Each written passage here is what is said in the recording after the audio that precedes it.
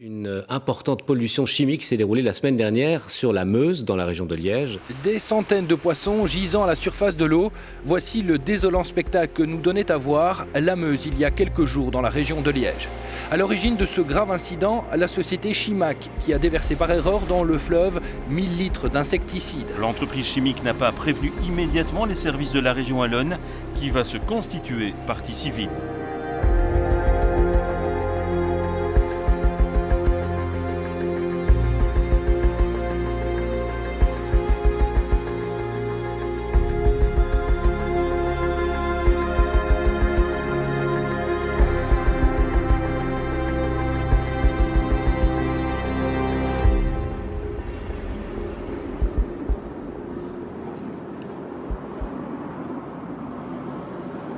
Sur base du principe pollueur-payeur instauré en région wallonne, l'entreprise de produits chimiques responsable de la pollution de la Meuse en août 2007 fut condamnée à payer 350 000 € en guise de dédommagement pour le préjudice environnemental causé. Cet argent fut versé au fonds piscicole et halieutique de Wallonie, à destination notamment des 3 groupements de pêcheurs qui s'étaient constitués partie civile et avait déposé plainte suite à la pollution. Vint alors la question de l'utilisation judicieuse de cette somme. De quelle manière et à quel endroit fallait-il l'investir ? Un plan de réhabilitation d'envergure fut alors dressé pour orienter les actions à mettre en œuvre. Dans un premier temps, pour faire face à l'hécatombe importante qui avait touché la population piscicole de la Basse-Meuse, un programme d'empoisonnement exceptionnel fut organisé. Au total, 8 tonnes de poissons, des principales espèces affectées par la pollution, furent remises dans la partie liégeoise du fleuve entre 2008 et 2010.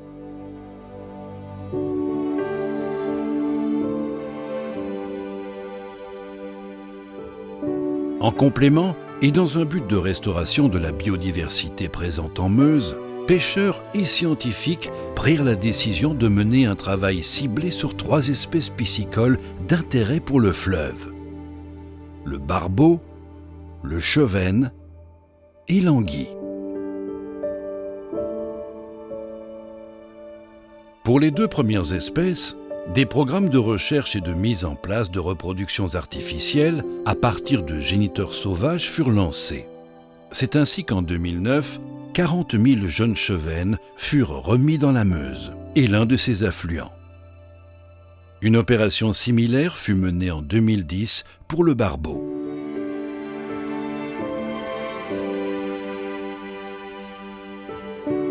Pour l'anguille européenne, c'est l'Université de Liège qui fut chargée d'étudier ce poisson. Estimation des stocks présents en Meuse liégeoise et mise en place d'une stratégie de repeuplement pour cette espèce, aujourd'hui fortement menacée, telles étaient les missions à mener par les scientifiques.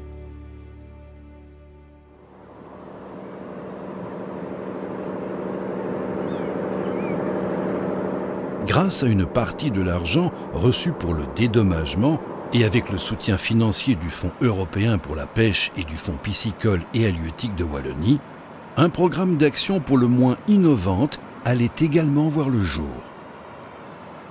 Son but ? Améliorer et restaurer de façon durable certains habitats fluviaux de grande valeur biologique. L'artificialisation intense de la Meuse, menée depuis plusieurs décennies, a en effet entraîné la disparition quasi totale de plusieurs types d'habitats indispensables pour de nombreuses espèces végétales et animales. Mais comment recréer des milieux de vie proches du naturel et remplissant de multiples fonctions vitales dans un environnement aussi urbanisé et transformé ?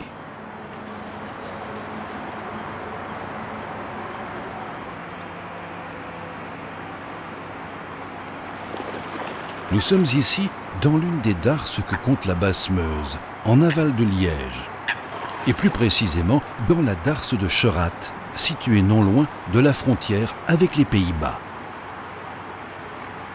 Milieu fortement artificialisé, les darses furent aménagées à divers endroits de la vallée pour les besoins liés au transport fluvial.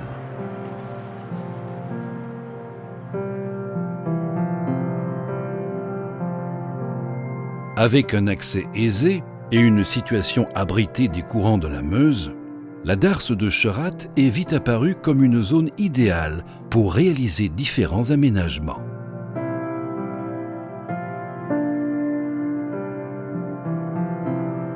C'est la Maison wallonne de la pêche qui fut chargée de mener à bien cette partie du programme de réhabilitation.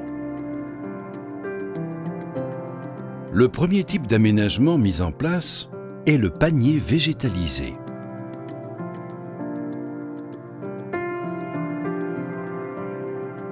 Inspiré d'un concept français, ce projet de reconstitution d'un espace de vie pour la flore et la faune fut adapté aux spécificités de la Meuse.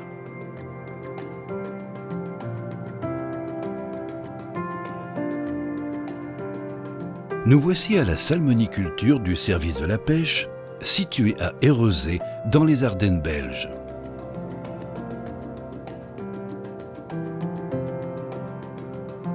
Ces cylindres, composés de fibres de coco compressées et biodégradables, vont servir de support de croissance pour plusieurs espèces d'élophytes, végétaux semi-aquatiques, dont le système racinaire se développe dans des sols gorgés d'eau.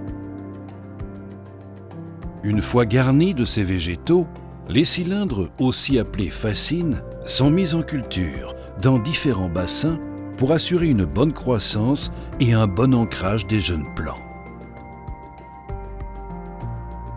Ces derniers sont fournis par le département de la nature et des forêts qui en garantit l'origine. Leur utilisation permet de conserver des souches rustiques et locales.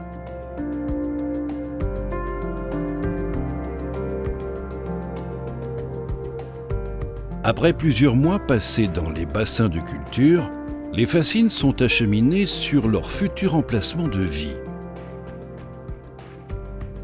Pour assurer le bon développement des élophytes, deux précautions essentielles doivent être prises. D'une part, les paniers métalliques sont recouverts de grillages pour éviter que les plants, encore très fragiles, ne soient mangés par certains oiseaux et rongeurs fréquentant la darse.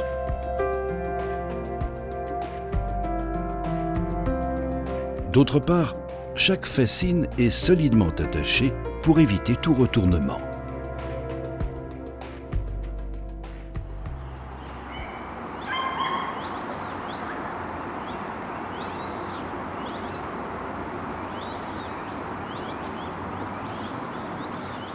Trois mois plus tard, la transformation est pour le moins spectaculaire.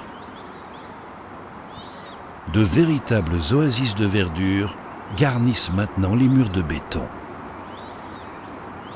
Au-delà de l'aspect esthétique positif, ces espaces de vie reconstitués font le bonheur de très nombreux oiseaux et insectes qui y trouvent gîte et couvert.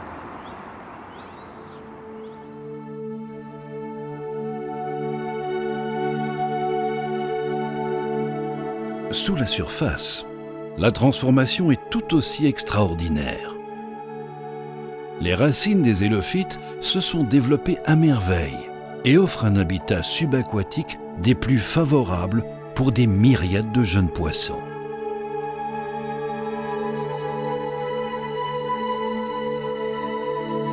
Le vide a laissé place à la vie.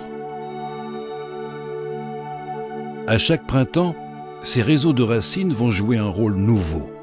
Accueillir des millions d'œufs de mollusques, de crustacés, d'insectes et de poissons qui utilisent ce support naturel pour y déposer leurs précieuses pontes. Une fois éclos, les nuages d'alevins auront ainsi apporté de nageoires, nourriture et abri.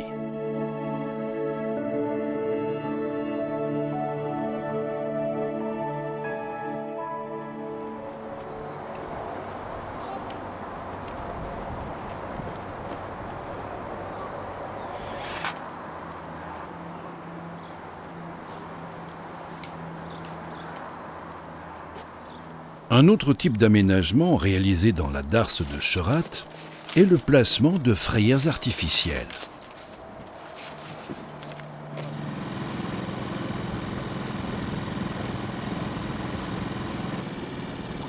Ce concept n'est pas nouveau et a déjà fait ses preuves en de nombreux endroits, notamment sur les lacs de l'Odeur. Le principe est simple et relativement efficace. Fournir aux organismes qui déposent habituellement leurs œufs sur des végétaux aquatiques un substitut de support de ponte lorsque cette végétation est absente. Les faisceaux de fibres synthétiques, disposés en plusieurs rangées sur un cadre métallique, joueront ce rôle. Un linéaire total de 60 mètres de berge fut équipé de frayères artificielles couvrant au final une superficie de 72 mètres carrés.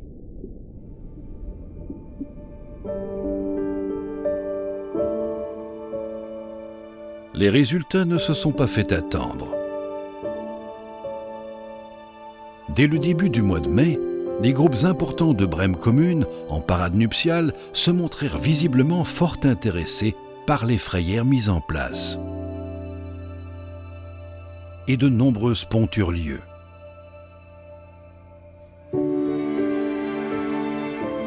Peu de temps après, des carpes et des carassins les utilisaient à leur tour. Des pontes de perches ont également été observées sur les frayères artificielles. D'après les comptages réalisés, le nombre total d'œufs déposés par les poissons sur l'ensemble des frayères artificielles est estimé à plus de 11 millions.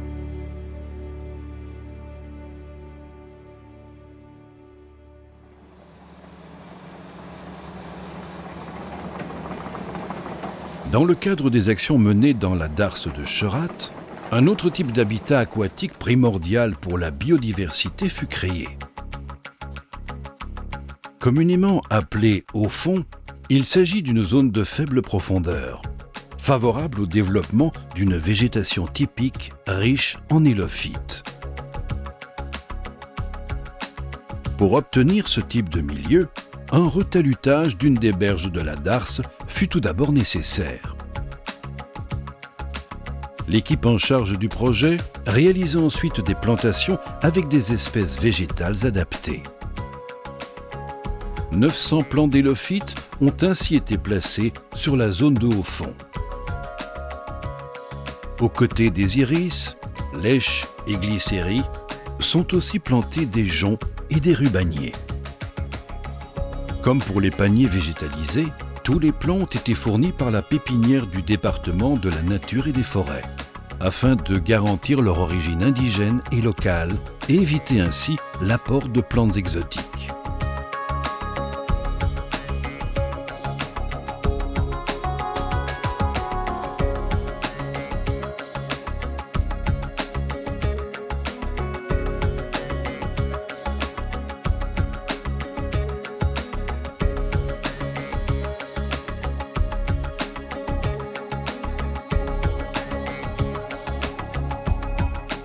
L'observation de nombreux groupes d'alevins, de gardons et de perches, visibles de juin à novembre dans le haut fond crayé, est des plus encourageantes.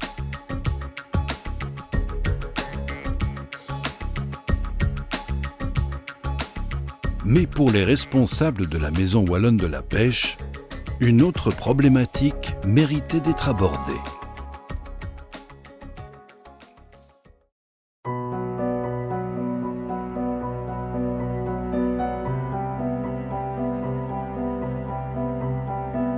Depuis la fin des années 90, la quasi-totalité des cours d'eau de Belgique, mais aussi d'Europe, a vu arriver de nombreux groupes de grands cormorans. Ces oiseaux, exclusivement piscivores, qui auparavant occupaient principalement les zones côtières et les estuaires, ont rapidement eu un impact très inquiétant sur les populations piscicoles. À travers l'Europe, de multiples expériences ont alors été menées pour tenter de réduire cette prédation et protéger les poissons. La Meuse et les darses n'ont pas échappé à cette arrivée massive du grand cormoran. Pour l'équipe de la Maison Wallonne de la Pêche, l'idée d'expérimenter à cet endroit un système offrant aux poissons un refuge contre les oiseaux piscivores semblait particulièrement judicieuse.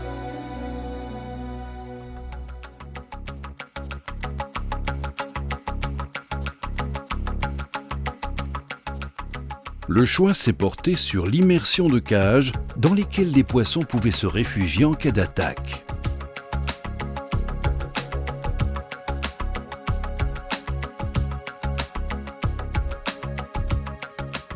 Ce concept testé en France et en Grande-Bretagne au début des années 2000 a montré une certaine efficacité.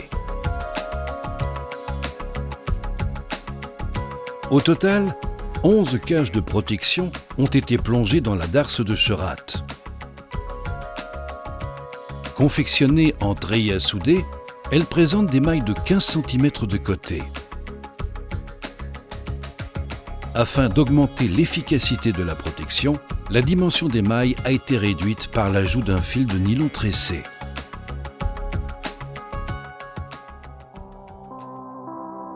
Pour créer une zone d'obscurité très appréciée des poissons, une bâche fut attachée sur le dessus des cages.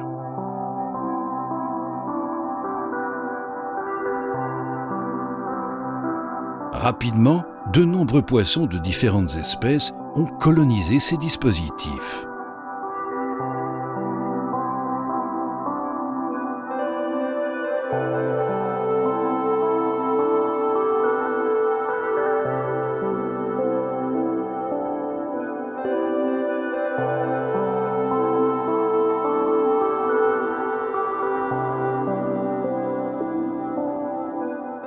Le pari de redonner vie à ce milieu fortement artificialisé semble bel et bien gagné.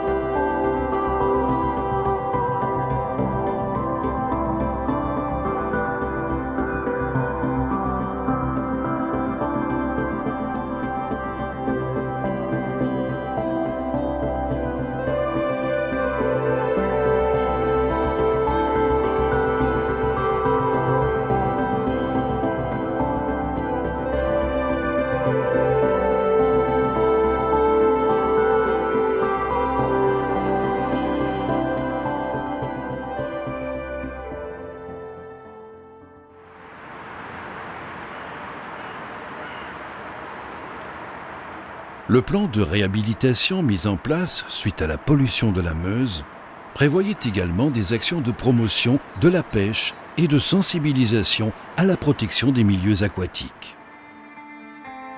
L'installation de panneaux didactiques, la création d'outils d'information sur les cours d'eau et leurs biotopes, mais aussi l'initiation à la pêche, lors de stages organisés pour les jeunes par des écoles de pêche agréées. Ce sont là quelques exemples d'actions menées dans le cadre de ce programme.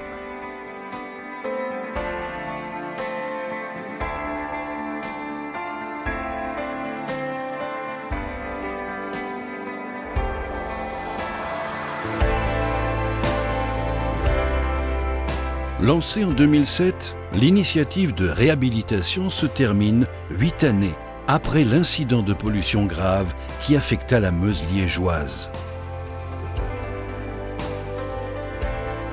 De multiples actions furent menées, dont certaines tout à fait innovantes pour la Wallonie. Les aménagements réalisés dans la darse de Cherat, par exemple, ont montré qu'il était tout à fait possible, même dans un milieu fortement artificialisé, de recréer certains habitats où la vie pouvait à nouveau s'exprimer et prospérer. Aujourd'hui, la qualité de l'eau de la Meuse liégeoise permettrait de retrouver de fabuleuses quantités de poissons et de nombreux pêcheurs heureux. Mais la pauvreté des habitats aquatiques reste considérable et les résultats des actions menées doivent maintenant avoir un large écho auprès des responsables de l'aménagement de la Meuse. Car il serait vraiment regrettable qu'il faille attendre un nouvel incident de pollution pour aller plus loin.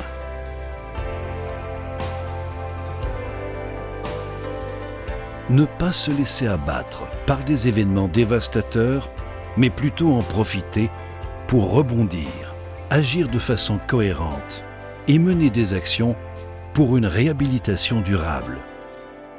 C'est peut-être cela qu'il faut retenir de cet événement malheureux de pollution et de la suite qui fut donnée sous l'impulsion du monde associatif de la pêche.